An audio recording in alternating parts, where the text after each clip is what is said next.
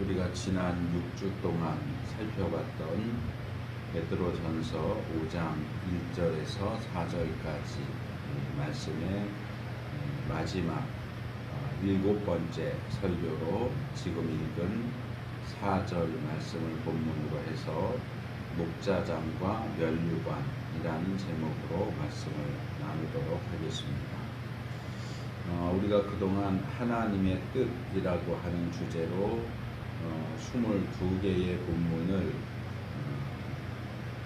한 35번 정도 될 것 같아요. 35번이 넘게 살펴봤습니다. 중간에 이제 같은 본문을 3번에서 4번 정도로 나누어서 살펴본 적이 몇 번 있는데 이 베드로전서 5장 1절은 이례적으로 7번에 걸쳐서 살펴보게 되었습니다. 기본적으로는 하나님의 뜻과 관련해서는 목자가 되는 것 또는 목양을 하는 것이 부득이함으로 억지로 강제로 되어서는 안 되고 하나님의 뜻을 따라서 자원함으로 행해져야 한다 하는 것이 이제 우리가 살펴보는 전체 주제와 관련되어 있는 부분이었습니다.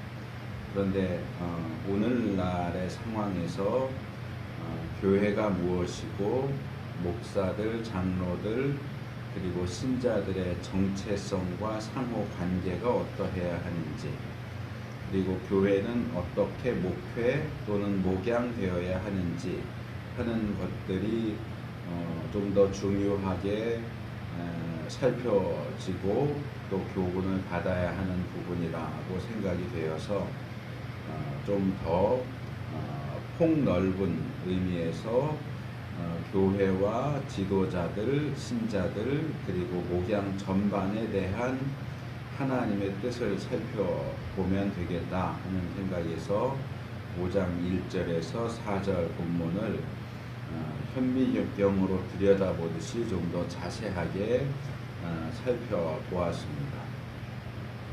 그리고 오늘 본문은 우리가 그동안 살펴보았던 내용들의 결론이라고 할 수 있는 부분입니다.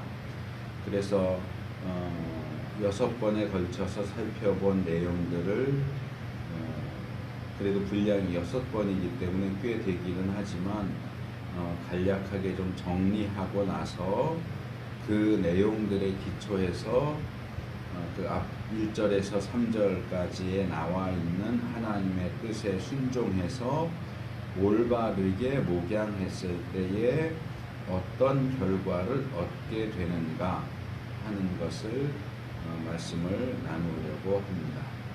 이 4절 말씀을 보면 그리하면 이렇게 시작이 됩니다. 여기 개역성경이 그리하면이라고 번역한 단어는 접속사 카이라고 하는 단어입니다.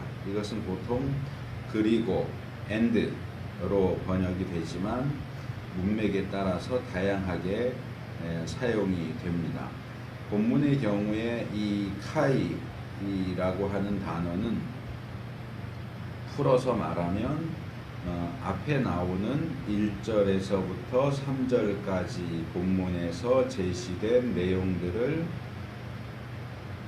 제대로 충실하게 시행한다면 그러면 다음과 같은 결과를 얻게 된다 하는 정도의 의미로 사용된 것으로 볼 수 있습니다.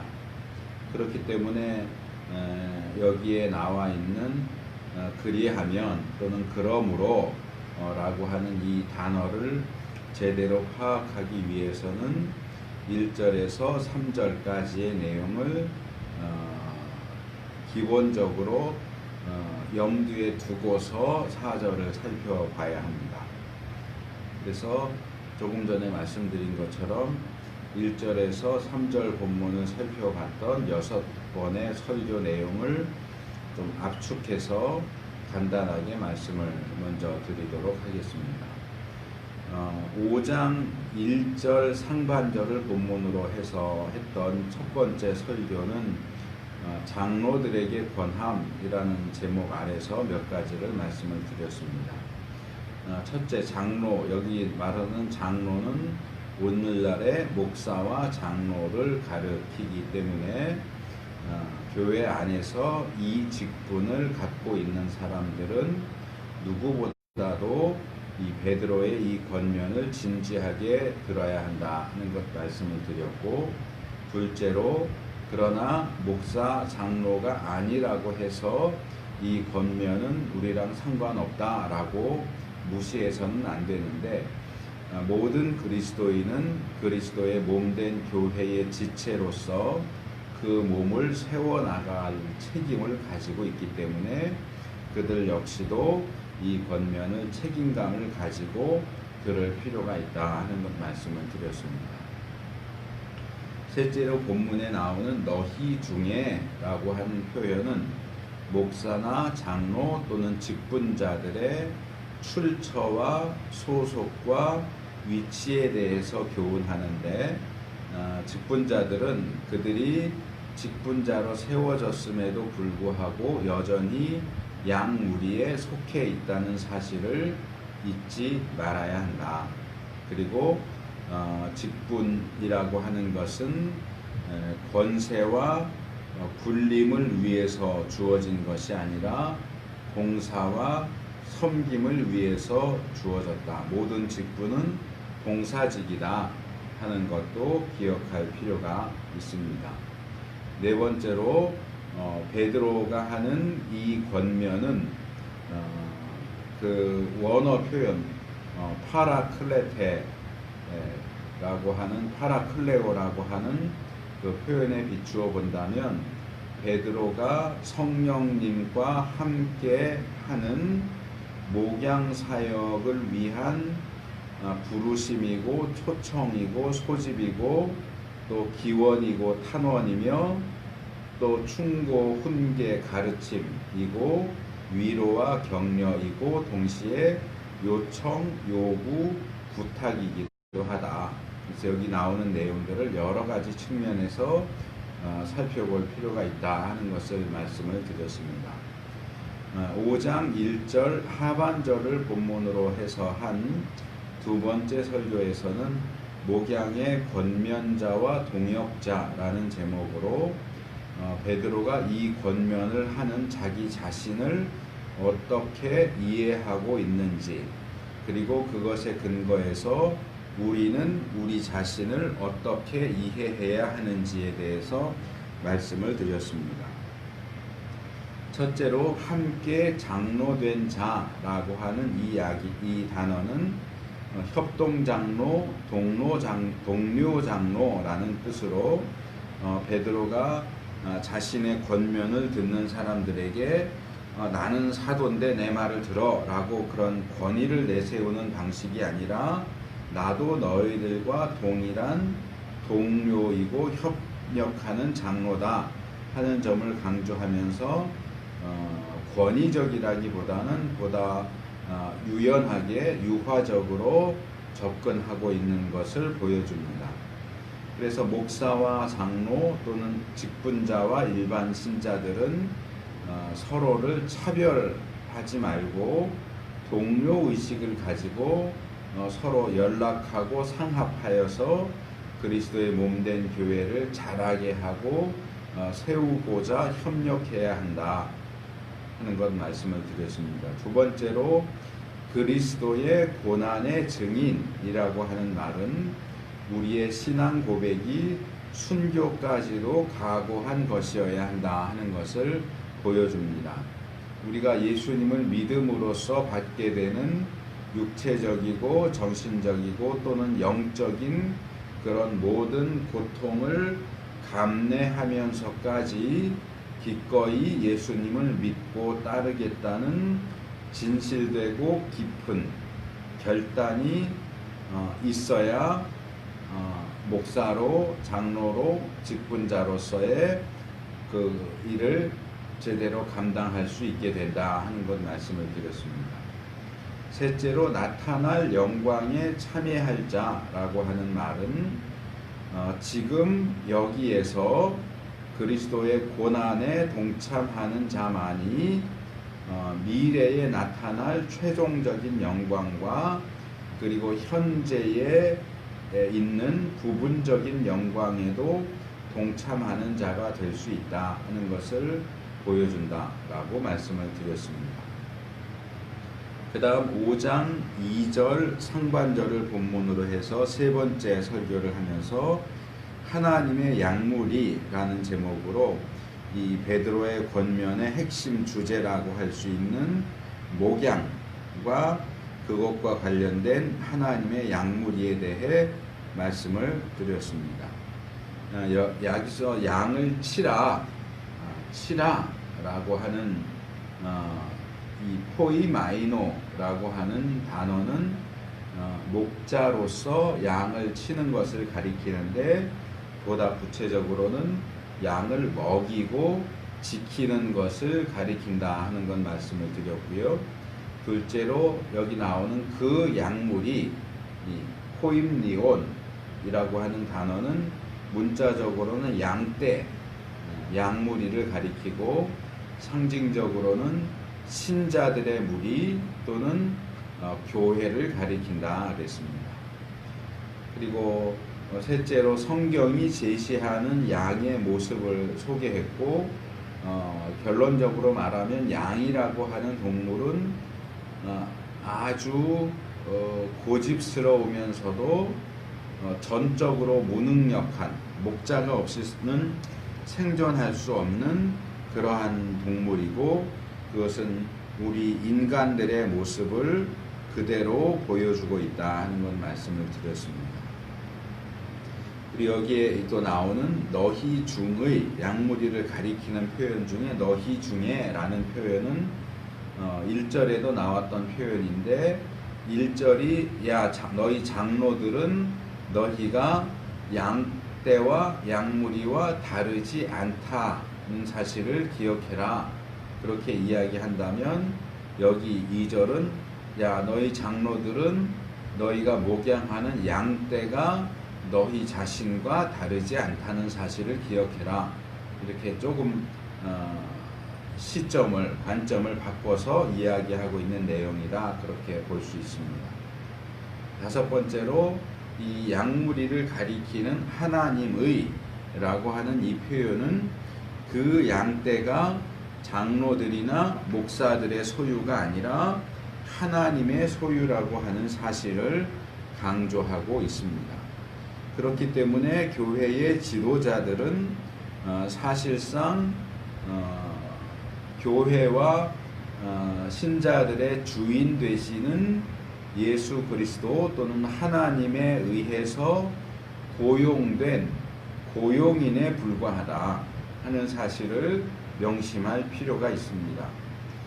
자기들이 교회를 세우는 데 기여했다고 해서 또는 교회를 성장시키는 데 기여했다고 해서 하나님을 제쳐놓고서 자기들이 교회의 주인인 것처럼 착각하지 말아야 한다 하는 겁니다. 여섯 번째로 그렇기 때문에 하나님의 양무리를 목양하는 부분에 있어서 우리에게는 우리의 뜻대로 목양할 권리가 없다. 오직 양들의 진짜 주인이신 하나님 또는 예수님이 원하시는 대로 또 원하시는 방식대로 목양해야 한다. 그래서 그것을 내 마음대로 하겠다고 하는 사람은 하나님의 양무리를 도적질하는 사람과 마찬가지다. 하나님의 양무리를 내 것이라고 주장하면서 도적질해서는 안 된다 하는 것을 말씀을 드렸습니다. 그 다음 5장 2절 중반절을 본문으로 한 네 번째 설교에서는 부득이함과 자원함이라는 제목으로 목양에 임하는 첫 번째 권면에 대한 내용을 다뤘습니다. 이 본문에서 베드로는 교회의 지도자가 되는 것은 부득이함으로 또는 강제적으로 억지로 되어서는 안 된다. 가급적으로는 자원해서 되어야 한다. 그러나 그 자원하는 것은 하나님의 뜻에 근거하는 것이어야지 하나님의 뜻도 없는데 혼자 착각해서 또는 분수에 지나치는 욕심을 부리는 방식으로 되어서는 안 된다 하는 사실을 균형 있게 잘 지적해 주고 있습니다. 그래서 목자가 되는 것에는 명확한 하나님의 뜻이 먼저 있어야 하고 그 다음에 그 하나님의 뜻을 따라서 자원하여 목자가 되는 일이 뒤따라야 한다. 하나님의 뜻이 그 사람이 목자가 되는 것에 대해서 하나님의 뜻이 없는데도 무리하게 목자가 되겠다고 해서도 안 되고 하나님의 뜻과 상관없이 상황이나 사람들에게 밀려서 강제적으로 목자가 되어서도 안 된다 하는 것을 말씀을 드렸습니다. 5장 2절 하반절을 본문으로 한 5번째 설교에서는 더러운 이와 즐거운 뜻이라고 하는 제목으로 베드로가 하고 있는 목양에 대한 2번째 권면을 살펴봤습니다. 목자는 이득, 그것도 더러운 일을 위하여 목자의 일을 하지 말아야 합니다. 이 한글 번역은 여러 단어로 되어 있지만 헬라어 원문에는 한 가지의 단어 아이스 크로케르도스라고 하는 하나의 단어로 되어 있고 이것은 비열하게 또는 더러운 이득을 위하여 더러운 이득을 탐함 이런 뜻입니다. 쉽게 말해서 목사나 장로의 직분을 생계의 수단이나 이득을 얻기 위한 수단으로 삼아서는 안 된다는 겁니다. 그래서 전임으로 교회를 섬기는 자들이 교회로부터 생활비를 받는 것은 정당한 일입니다. 그러나 일을 잘하기 위해서 생활비를 받는 것과 생활비를 받기 위해서 일하는 것은 결코 같지 않다고 하는 겁니다. 이 본문은 전자, 그러니까 일을 잘하기 위해서 생활비를 받는 것이 올바른 태도이고 생활비를 받기 위해서 일하는 것은 잘못된 태도라고 가르치고 있습니다. 그래서 목자는 더러운 이득을 위해서가 아니라 즐거운 뜻으로 개역은 그렇게 번역을 했지만 헬라어 원어의 의미를 살피면 열성적으로 기꺼이 자진해서 흔쾌히 목양하는 일에 가담해야 된다.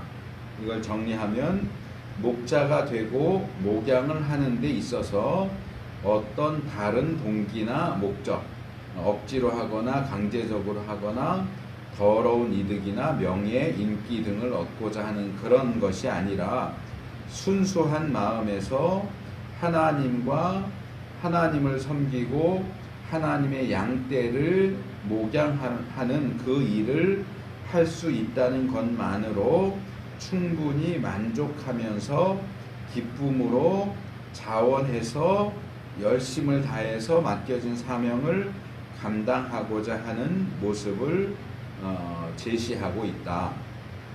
마지막 5장 3절 지난주에 살펴본 내용인데요.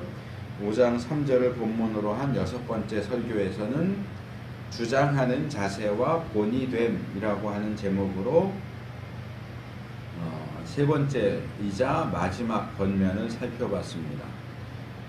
베드로가 목자들과 장로들을 향해서 너희는 양무리의 본이다 라고 말하지 않고 너희는 양무리의 본이 되라 라고 말하고 있는 것은 그가 볼 때에 대부분의 목자들과 장로들의 수준과 상태가 너희가 양무리의 본이 됐구나 이미 본이구나 라고 하기에 부족하기 때문이 아닐까 하는 것을 말씀을 드렸습니다.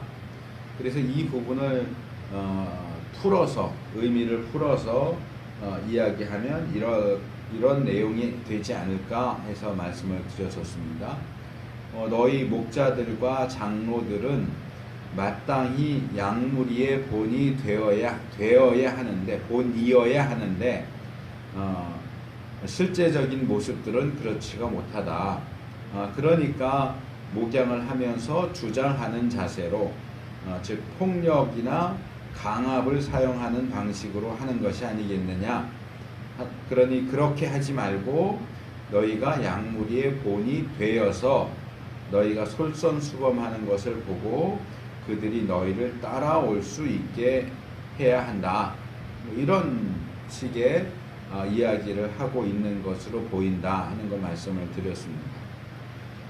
그런데 현실적인 부분에 있어서 목사나 장로가 양무리의 본이 되어야 한다는 것은 100번 1000번 지당하신 말씀이기는 하지만 현실적인 부분에서 목자도 장로도 인간인 이상 그들이 100% 완전한 본이 된다는 것은 불가능한 일이다 하는 겁니다. 그래서 제가 에베소서 5장에 나오는 남편과 아내에 대한 내용을 소개하면서 거기서 제시하는 것처럼 그리스도 같은 남편, 그리스도같이 완벽한 남편은 어디에도 존재하지 않는다. 마찬가지로 어떤 목사나 장로도 양무리의 완전한 본은 될 수 없다 하는 것을 말씀을 드렸습니다. 그러나 하나님의 명령은 여전히 유효하고 우리는 하나님께서 명령하시고 요구하시는 것을 그대로 수행하고자 노력해야 한다. 우리가 하나님께서 요구하시는 수준에 어느 정도까지 이를 수 있느냐 하는 것은 또 다른 문제이고 우리로서는 우리가 할 수 있는 최고와 최선의 노력을 여기에 쏟아야 된다 하는 것을 말씀을 드렸습니다.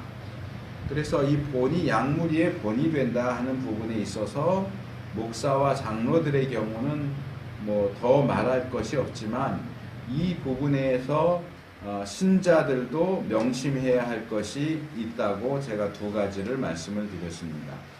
첫째로는 목사나 장로들을 대함에 있어서 그들도 자신과 같이 연약한 인간이라는 사실을 이해하라고 하는 겁니다.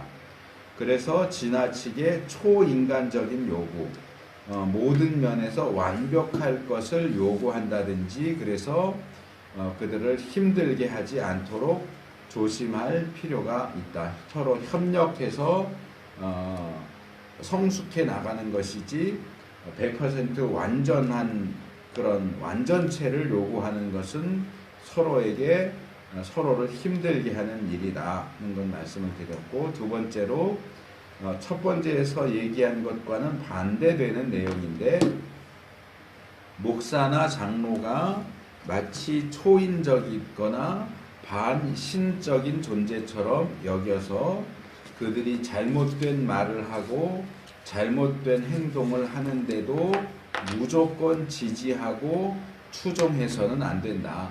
아닌 것은 아니요. 잘못된 것은 그건 아닙니다. 그렇게 하면 안 됩니다. 라고 브레이크도 걸고 이의도 제기하고 그래서 서로를 지켜주는 그러한 역할을 할 수 있어야 한다 하는 것을 말씀을 드렸습니다. 그래서 여기까지가 우리가 그동안 6주 6번에 걸쳐서 살펴봤던 내용들의 요약된 것입니다. 그래서 이제부터는 이 내용들에 근거해서 베드로를 통해서 주신 이 명령들을 충실하게 수행한 사람들에게는 어떤 약속이 주어지는가 하는 것을 살펴보도록 하겠습니다. 베드로는 여기에서 이러한 명령들이 올바르게 제대로 수행되었다라고 전제를 하고 그렇게 올바르게 수행되었을 경우에 그 이후에 어떤 상황들이 이어지는지를 두 가지로 제시를 합니다. 그 첫 번째 부분이 목자장이 나타나실 때에 라고 하는 이야기입니다. 이 부분을 헬라어 원문에 따라서 두 개의 부분으로 말씀을 드리려고 합니다. 첫 번째는 나타나실 때에 라고 우리 개역성경이 번역한 표현인데요. 이것은 명백하게 나타난다, 명백하게 선언한다, 보이게 만든다, 알린다, 그런 뜻입니다. 여기에서는 나타난다, 확실하게 나타난다, 뭐 이 정도로 이해할 수 있을 것 같습니다. 그런데 이게 동사 단어인데 이것이 이 본문에서는 문법적으로는 분사, 부사 비슷하게 사용이 됐고, 과거 수동태, 소유격, 남성 단수 이렇게 되어 있습니다. 그래서 이런 문법적인 부분을 고려해서 직역하면 그의 확실한 나타나심, 나타나게 되심, 수동태니까 나타나게 되심, 뭐 이 정도로 읽을 수 있습니다. 제가 이 나타나심이 아니고 나타나게 되심이라고 조금 복잡해 보이는 표현으로 번역한 것은 이 단어가 본문에서 수동태로 사용되었기 때문에 그렇습니다. 이 수동태에 대한 이야기를 조금 말씀을 드려야 될 것 같은데, 우리는 일반적으로 예수님이 재림하신다, 예수님이 다시 오신다, 이렇게 능동적인 표현을 사용을 하지만 본문에는 예수님이 재림하신다가 아니고 재림하신다를 수동태로 표현하기가 굉장히 어려운데, 우리말로는 굉장히 어색하기는 하지만 재림당하신다, 다시 오신다 보다는 다시 오시게 되신다, 뭐 이런 식으로 표현이 되어 있습니다. 우리말로는 어색한데 헬라어 원문에서는 수동태로 그냥 표현이 되어 있습니다. 왜 재림을 예수님이 재림하신다 이렇게 안 하고 재림 당하신다, 다시 오신다 이렇게 안 하고 다시 오게 되신다 이런 식으로 표현을 하느냐? 근데 이 부분은 예수님의 재림만이 아니라 부활에 있어서도 마찬가지고 예수님의 성육신에 있어서도 마찬가지인 것을 발견할 수 있습니다. 우리는 일반적으로 예수님이 재림하셨다, 부활하셨다, 또는 예수님이 다시 사셨다 이렇게 능동적으로 표현을 합니다. 물론 성경에도 예수 다시 사셨다 뭐 이런 식의 능동적인 표현이 없는 것은 아닙니다. 하지만 그런 표현들 말고 반대로 예수님이 부활되셨다, 다시 살려지셨다 라는 수동적인 표현들도 성경에 꽤 많이 나옵니다.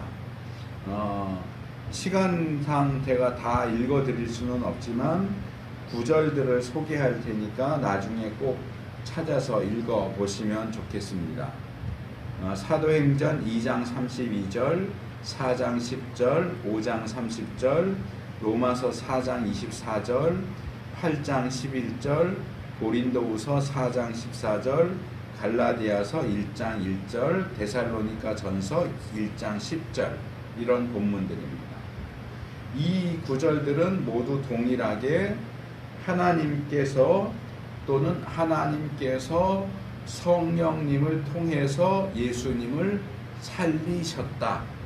그러니까 예수님이 살림을 당하셨다. 예수님이 죽어서 무덤에 누워 있다가 이제 사흘이 됐네, 다시 살아나야지, 부활해야지 하고 벌떡 일어난 게 아니고, 예수님은 그냥 죽어서 누워 계셨는데 하나님께서 또는 성령님께서 죽어 계신 예수님을 살아나게 하셨다. 살려주셨다. 그러니까 예수님은 살아난 것도 맞지만 살아나게 된 거죠. 살려진 거죠. 언젠가 제가 설교 중에도 말씀을 드렸고 교리 공부하는 중에도 말씀을 드렸지만 현대 교회는 예수님에 대해서 지나치게 강조하느라고 성부 하나님에 대해서 소홀히 여기거나 소홀하게 대하는 그런 잘못된 태도를 취합니다.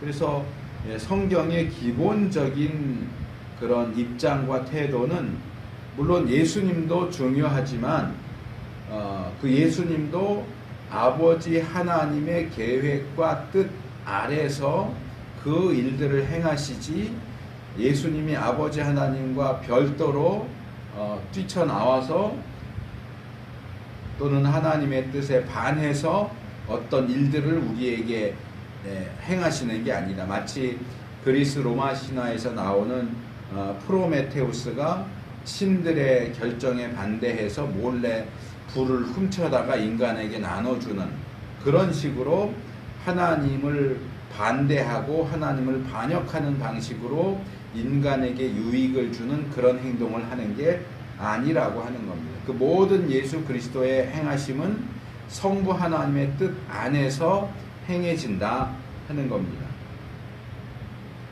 물론 일반적으로 표현해서 예수님이 부활하셨다, 또 예수님이 재림하셨다, 또 예수님이 성육신하셨다, 성육신의 잉태와 탄생, 예수님 자신이 잉태하신 게 아니고 잉태되셨고 태어난다라고 할 때는 내가 나온 게 아니고 나와진 거죠. 내 어머니가 나를 출생시켜 준 거죠. 그래서 이런 부분들 잉태, 출생, 부활, 재림, 예수님의 경우에 이것들은 다 사실상 수동태로 사용되어야 하는 부분이지만 그것을 능동태로 사용을 한다고 해서 그거 틀렸다 이렇게 말할 수는 없습니다. 뭐 그렇게 표현해도 맞는다고 해야 되겠죠. 하지만 이 주제와 관련해서 성경은 그런 일반적인 표현도 하고 있지만 능동적인 표현도 하고 있지만 보다 세밀하게 수동적인 표현도 사용하고 있다 하는 겁니다. 이게 더 근접해서 더 자세하게 들여다볼 때 더 맞는 내용이다 하는 겁니다. 그래서 잉태되신 것, 출생되신 것, 부활되신 것, 재림되신 것, 이것들이 다 하나님 아버지에 의해서 성령님에 의해서 수동적으로 그렇게 되었다라고 이 오늘 본문이 이야기하는 겁니다. 그래서 금방 말씀드린 것처럼 예수님이 재림하신다라고 해도 틀린 것은 아니지만 본문에서 베드로는 예수님께서 하나님에 의해서 재림하게 되신다라고 그렇게 표현을 하고 있습니다. 그런 점에서 우리가 하는 모든 일들도 그렇고 성자 예수님 또는 성령 하나님께서 하시는 모든 일들도 최종적으로는 성부 하나님으로부터 나오고 또 그분에게로 돌아가는 것이다. 이 성부 하나님을 중심으로 하는 성부 하나님 중심적인 사고와 행동을 갖는 것이 필요하다 하는 것을 한 가지 말씀을 드리고요. 다시 본문으로 돌아와서 처음에 말씀드린 것처럼 그의 확실한 나타나게 되심 이렇게만 번역을 하면 이 본문을 읽어가는데 이해가 조금 어려워요. 아마도 그래서 우리 개역성경이 그의 나타나게 되시는 때에 뭐 이렇게 번역을 한 것 같아요. 이런 식으로 번역을 한 것 같아요. 원문에는 때에 해당되는 단어는 사용되지 않았습니다. 하지만 전체적인 이야기의 흐름은 분명히 예수님의 재림을 가리키고 예수님이 재림하셨을 때에 되어질 일을 가리키기 때문에 개역처럼 재림하게 되실 때에 또는 재림하시면 요 정도로 읽으면 될 것 같습니다. 근데 여기서 베드로는 예수님의 재림을 이야기하면서도 이 재림하시는 분을 예수님이라고 말하지 않고 그 목자장, 정관사가 붙어서 우리 개역성경은 번역하지 않았지만 그 목자장이라고 이야기합니다. 그 목자장이 확실하게 나타나게 되실 때에 이렇게 이야기를 합니다. 나타나시면, 때에보다는 나타나시면 그게 더 나을 것 같아요. 그렇다고 해서 예수님이 아니고 예수님 이외에 다른 존재가 재림한다, 그런 얘기는 아닙니다. 다만 이 본문의 이야기의 흐름, 목자가 목양하는 것에 대한 이야기를 쭉 이야기했었기 때문에 그것과 관련해서 재림하시는 예수님이 목자장의 신분과 위치를 가지고 오신다 하는 사실을 강조해서 이야기를 하는 거죠. 2016년도에 제가 이 부분을 이렇게 설명을 했습니다. 목자장은 예수님을 가리키는 것이다. 반면에 목사와 장로는 앞에서 지적한 바와 같이 양떼 가운데서 취하여 세워진 목자들이다. 이 보상, 이 영광의 면류관이 지금 여기에서가 아니라 예수님의 재림 때에 행해진다는 사실을 기억하라. 이것은 베드로가 자신을 소개하던 세 번째 항목과 동일한 것을 보여준다. 고난의 증인이 되는 자들은 나타날 영광에 참여하게 된다. 목자로서의 사명을 올바르고 성경적으로 감당한 목자들은 목자장이 나타나실 때에 시들지 아니하는 영광의 면류관을 얻게 될 것이다. 여기 목자장이라고 번역된 단어는 목자장 또는 목자들의 우두머리를 가리킵니다. 교회 안에서는 오직 예수 그리스도에게만 사용될 수 있는 표현입니다. 지난주에 제가 교회의 머리와 주인에 대해서 이야기하면서 오직 예수 그리스도만 교회의 머리고 주인이다 라고 강조해서 말씀을 드렸던 것과 마찬가지로 교회에 세워진 목자들의 우두머리로서의 목자장은 오직 예수 그리스도 뿐입니다. 일반적으로 말하는 각 교회가 모여서 만들어진 노회의 노회장이나 그런 모든 그 교단 산하의 모든 교회 위에 총회장, 또 제가 요즘 종종 말하지만 무슨 한기총 회장, 이런 사람들도 베드로가 말하는 목자장이 될 수가 없습니다. 그것이 교회와 관련된 조직이고 직분이기는 하지만 그것은 말 그대로 사람들이 그들 사이에서 만든 것인지 그 직분과 자리가 예수님을 대신하는 것이 될 수 없습니다. 그래서 그런 자리에 앉아 있는 사람들은 내가 이제 이 자리에 앉았으니까 예수님과 같은 자리에 앉았다. 예수님과 동일한 자격과 권세와 능력을 가졌으니까 이제 내가 하고 싶은 대로 내 마음대로 해도 된다. 이런 식의 이 어리석기도 하고 말도 안 되는 그런 생각을 하거나 그런 행동을 취하지 않도록 조심해야 되고, 그 주위에 있는 사람들도 그런 위치에 있는 사람들을 지나치게 높이고 무분별하게 추종함으로써 그들이 그런 자고해지도록 만들어서는 안 된다 하는 것을 말씀을 드리고 싶습니다.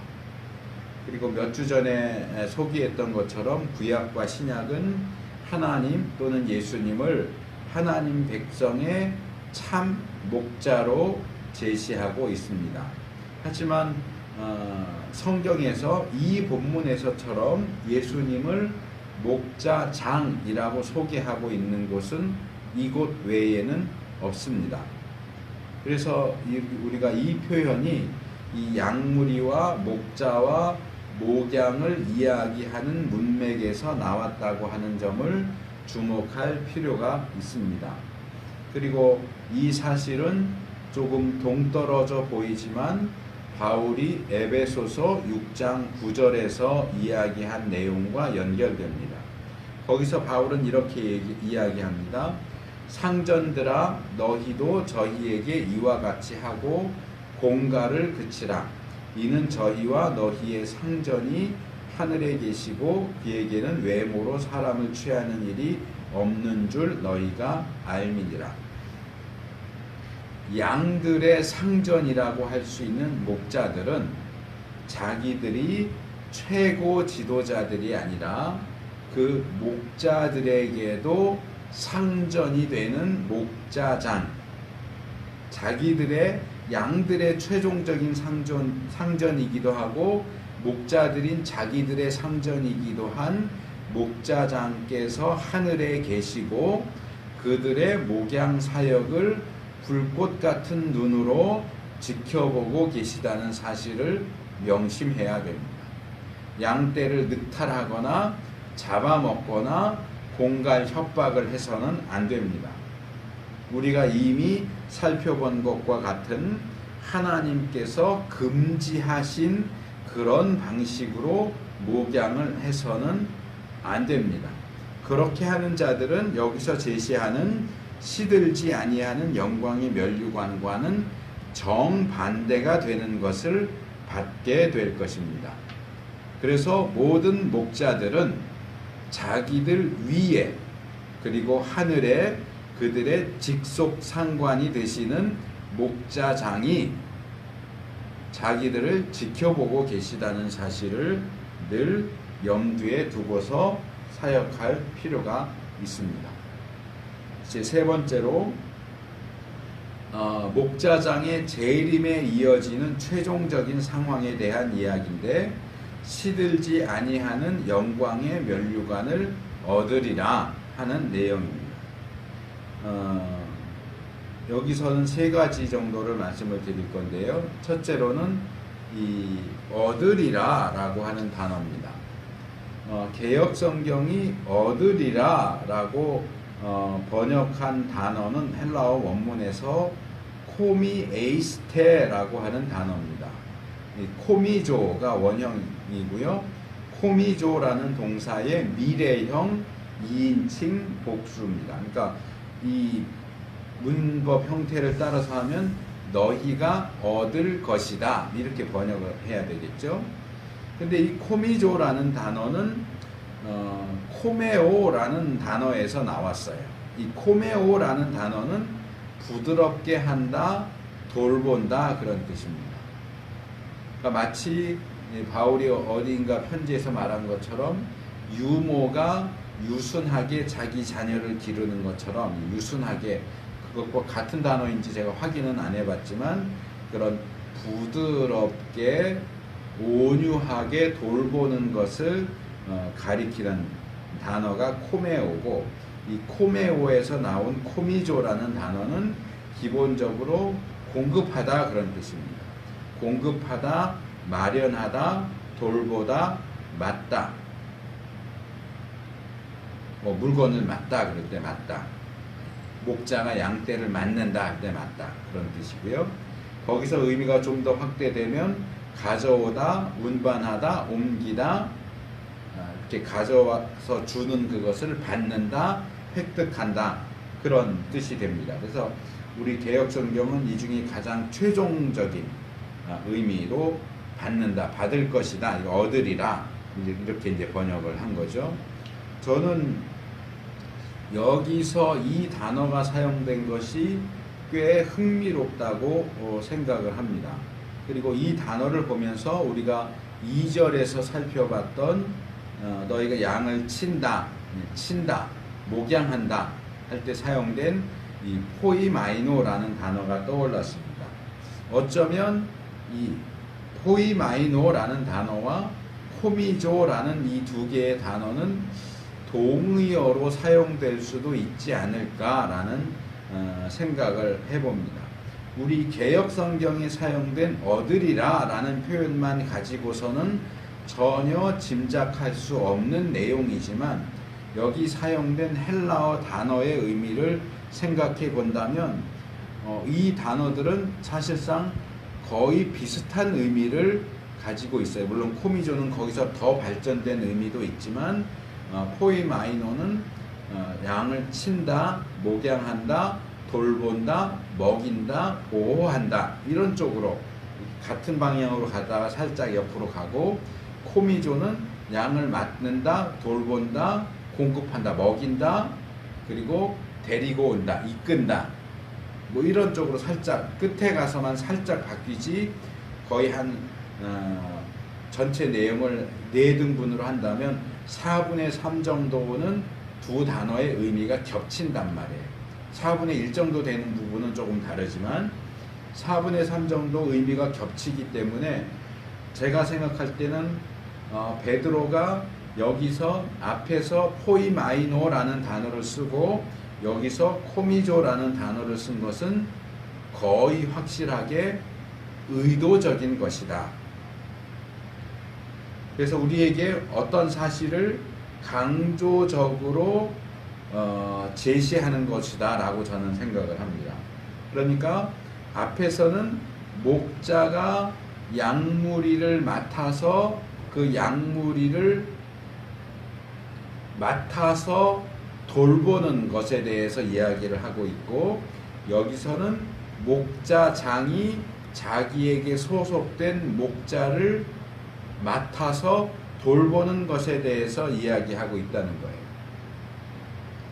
그러니까 마지막 때에 목자들이 목자장에 의해서 어떻게 취급이 될 것이냐 하는 것은 지금 여기서 목자들이 자기에게 맡겨진 목자들을 어떻게 취급하느냐 하는 것과 직접적인 관계가 있다고 하는 얘기입니다.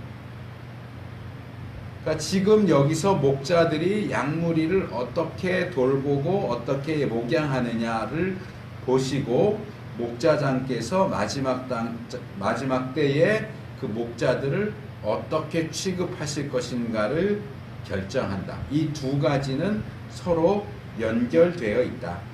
물론 개역 성경의 표현만 얻으리라만 보면 이런 내용들을 끄집어낼 수가 없죠. 그리고 이 본문에 사용된 문법적인 형태, 특별히 얻으리라, 목자장이 목자들을 어떻게 돌볼 것이냐 하는 것이 미래형으로 사용되었다는 점에 좀 초점을 맞추면 거기서 좀 우리가 더 생각해야 할 것들이 몇 개가 더 나옵니다. 그래서 우리 개역은 얻으리라, 얻을 것이다 이렇게 번역을 했지만 이 코미조의 앞에서 제가 제시한 코미조의 의미를 감안한다면 그때 목자장이 나타나실 때 목자들이 목자들에게 이러이러한 것을 공급하실 것이다, 마련하실 것이다, 주실 것이다 이렇게 번역을 할 수도 있습니다. 그래서 여기서 3가지를 추가적으로 말씀을 드리려고 합니다. 간단하게 첫째로 이것이 미래형으로 사용됐다는 점에 초점을 맞춰서 읽는다면 아까도 이야기했지만 1절에 나왔던 나타날 그 영광에 참여하게 된다 라고 하는 것과 동일한 내용을 가리키는 것이다 라고 볼 수 있습니다. 그리고 나타나게 될 그 영광하고 여기서 목자장께서 목자들에게 주는 영광의 면류관이 서로 이렇게 연결되어 있다 하는 것도 생각을 해 볼 수 있습니다. 두 번째로 이 행동의 의미에 초점을 맞춰서 읽는다면 아까 제가 말씀드린 건데, 목자장이신 예수님께서는 자기 휘하의 목자들이 자기에게 맡겨진 양무리를 어떻게 대했느냐, 어떻게 목양했느냐에 따라서 각각의 목자들을 대하실 것이다 하는 사실을 생각할 수 있습니다. 각각의 목자들은 그들이 자기에게 맡겨진 양무리를 대했던 그대로를 목자장에게서 받게 될 것입니다. 양무리를 사랑으로 돌봤다면 예수님에게서, 목자장인 예수님으로부터 사랑의 돌봄을 받을 것이고, 양무리를 학대하면서 함부로 대했다면 그들도 동일한 대우를 받게 될 것이다 하는 겁니다.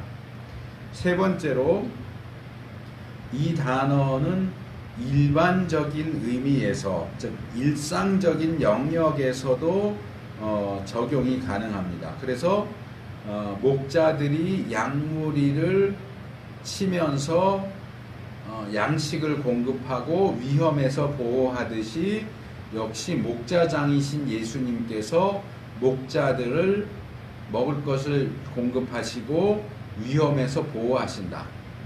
예수님께서 이 시대의 교회의 지도자들에게 공급하시고 보호하신다 하는 그런 의미로도 적용이 가능합니다. 그런데 그것보다도 여기서 이것이 미래형으로 사용되었다는 점에 더 초점을 맞추자면, 이것은 종말적이고 최종적인 목자장으로서의 목자들에 대한 돌보심을 가리킨다라고 볼 수 있는데, 이 최종적인 돌보심은 필요를 채워주고 보호해주는 것보다는 더 제한적인 의미에서 최종적으로 주어지는 상과 벌을 가리키는 것이다 하는 겁니다.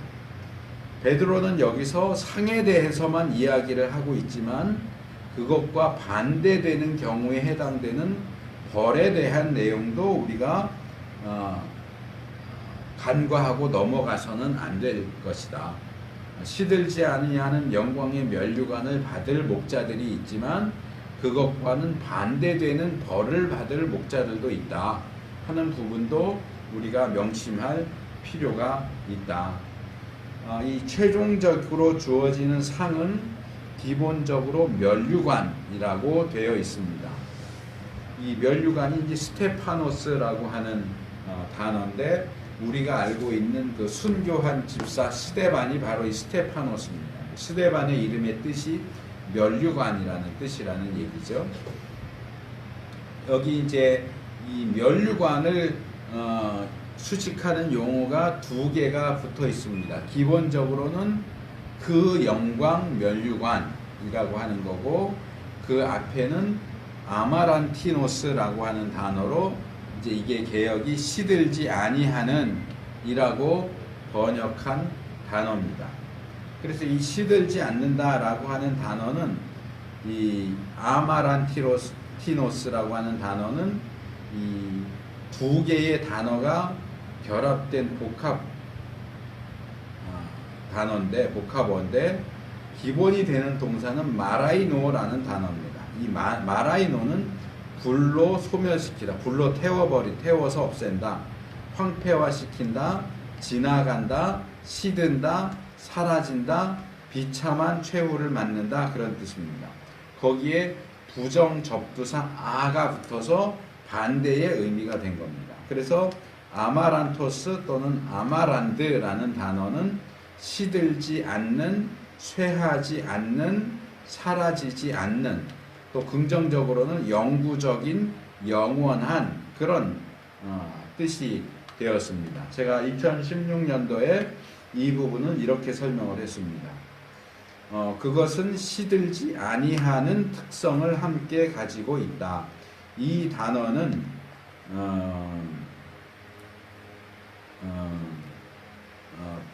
본문에서 시들지 않는다 보다는 쇠하지 않는다 로 읽는 것이 더 좋을 것 같다. 지금 제가 생각할 때는, 그때는 제가 시들지 않는 보다는 쇠하지 않는이 더 낫겠다 라고 이야기했지만 지금 생각해 보면 쇠하지 않는다 보다는 오히려 사라지지 않는다, 그러니까 더 낫지 않을까라는 생각을 해봅니다. 그래서 이 영광 면류관을 수식하기 때문에 그 면류관의 영광은 쇠하지 않는다, 사라지지 않는다, 이렇게 이해하면 좋을 것 같습니다. 이 영광 면류관이 또는 면류관의 영광이 사라지지 않는다 하는 부분은 뒤에서 제가 종합적으로 다시 말씀을 드릴 거고요. 어쨌든 이 본문의 표현은 이 면류관의 영구성 또는 영원성을 강조하는 표현이다, 이 정도로 이해하면 될 것 같습니다. 하나님께서 충성스러운 목자들, 장로들에게 주시는 영광의 면류관은 영원하다 하는 겁니다. 그 다음에 이것이 이 영광의 면류관이라고 하는 건데요. 이 면류관과 관련해서 그것이 영광의 면류관이다, 헬라어 원문대로 하면 그 영광 면류관입니다. 그 영광 면류관. 근데 이 부분은 사실상 설명을 하는 것이 불가능해요. 우리가 그것이 뭔지 본문에 자세하게 설명이 되어 있지도 않고 우리가 그것을 보거나 확인할 수도 없기 때문에 사실상 설명이 불가능하고, 제가 2016년도에 이 부분을 조금 길게 설명을 했는데 지금 이제 3년이 지났지만 지금 와서 제가 보기에도 그때 제가 설명한 것 이상의 설명은 어려울 것 같습니다. 그래서 그때 제가 설교했던 내용을 소개하면서 오늘 설교를 마치려고 합니다. 이때 받게 될 것으로 약속된 것은 기본적으로는 영광의 면류관이다. 이것은 면류관은 면류관인데 영광의 면류관이다. 이것이 영광스러운 면류관을 가리키는 것일 수도 있다. 그런데 헬라어 원문에는 그 영광 면류관, 정관사 테스, 독세스, 영광 스테파논, 그 영광 면류관을 이렇게만 되어 있습니다. 그래서 이것이 단순히 이렇게 번쩍 빛나는 또는 좋아 보이는 면류관을 가리키는 것으로만 보이지는 않습니다. 그래서 정관사가 붙어 있어서 특별한 의미의 한정적인 뜻을 가지는 그 영광의 면류관인데, 뭐 예를 들어서 금 면류관, 은 면류관, 이것도 이제 성경에 나오는데, 그러면 금 면류관은 금으로 만들어진 면류관, 은 면류관은 은으로 만들어진 면류관, 이렇게 생각할 수 있지만 영광 면류관은 우리가 쉽게 영광으로 만들어진 면류관 이렇게 말하기가 힘들어요. 영광이라는 것은 눈에 보이지 않는 어떤 추상적인 개념인데, 추상적인 영광을 가지고 면류관을 만들었다라고 말하고 이해하는 것은 어렵습니다. 그래서 그 영광 면류관이 어떻게 만들어진 것이고 어떻게 생긴 것인지는 현재의 우리로서는 말할 수 없고, 다만 거기에 정관사가 붙었다는 점을 감안해서 본다면 하나님께서 베드로 사도를 통해서 하나님의 뜻에 합당하게 하나님의 양무리를 치는 자들에게 약속하신 그 영광 면류관은 천국에 있는 모든 이들이 알아볼 수 있는 것. 우리는 모르지만 그들의 입장에서는 이 면류관을 보면 저거는 그 영광 면류관이네, 또는 저 사람은 지상에 있을 때, 세상에 있을 때 목자로서의 역할을 충실하게 시행했구나, 그래서 그 영광 면류관을 받았구나, 이렇게 알아볼 수 있는 그러한 성질의 것이지 않겠느냐 하는 겁니다. 그리고 이게 시들지 않는다 하는 부분과 관련해서는 예를 들어서 금반지나 은반지는 오래 끼면 녹이 슬고 뿌얘집니다. 그래서 종종 광택제 같은 것을 사용해서 닦아주면 다시 반짝반짝하게 그 금빛과 은빛이 돌아오죠.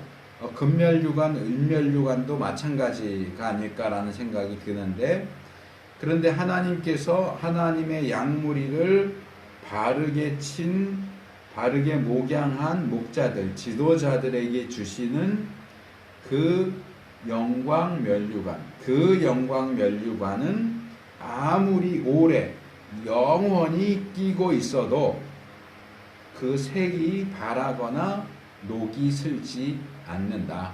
그 영광은 영원 무궁히 계속된다. 그래서 하나님께서 그들에게 주시고 인정해 주시는 그 영광이 결코 시간이 흐르면 없어지거나 약해지거나 시들지 않고 늘 항상 똑같을 것임을 가리키는 표현이다. 그래서 월드컵이나 또는 올림픽 금메달리스트도 시간이 흐르면 그 영광도 명성도 쇠하죠. 시들어버리죠. 심한 경우는 그 사람이 몰락해서 아무도 모르는 장소에서 죽는다 그래도 아무도 알아주지 않는 그런 경우도 생깁니다. 하지만 하나님께서 주시는 그 영광 면류관은 결코 그렇지 않다는 겁니다. 그렇게 본다면 이 면류관은 얼마나 대단한 면류관이냐. 우리가 이 면류관을 한번 노려봄직하지 않겠느냐. 우리에게 주어진 직분을 잘 감당해서 사람들이 뭐라고 하든 인정을 해주든 해주지 않든 하나님 앞에서 우리의 목자장 앞에서 신실하게 하나님이 원하시는 방식대로 그렇게 목양을 하면 우리의 목자장이신 예수님께서 하나님께서 결코 쇠하지 않는 그 영광 면류관을 우리에게 주실 것이다.